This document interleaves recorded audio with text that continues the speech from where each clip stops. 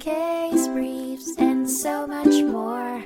LSData's got what you're looking for. In the 1984 criminal case, United States v. Webster, the Seventh Circuit Court of Appeals deliberated on whether the prosecution has the right to impeach a witness's credibility using their prior statements, even if these recountings incriminate the defendant. This case challenged the Federal Rules of Evidence Rule 607, which states that both the defense and the prosecution can challenge a witness's trustworthiness in court. The case revolved around a witness named King, called to testify by the prosecution.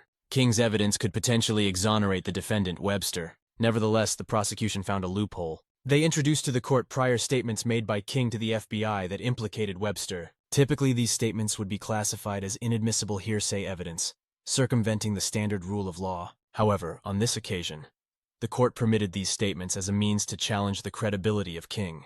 Webster protested, arguing that this approach unjustly permitted the inclusion of otherwise inadmissible evidence. Surprisingly, the court sided with the prosecution. The pivotal issue here was around the perception of good faith.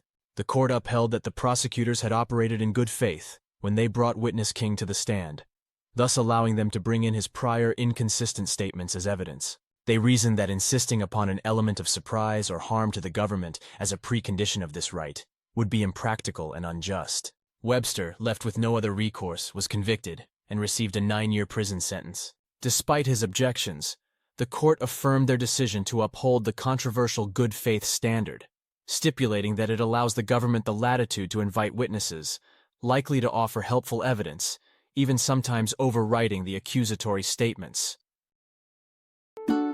Case briefs, and so much more. LSData's got what you're looking for. Visit lsd.law, elevate your mind. Leave the stress of class.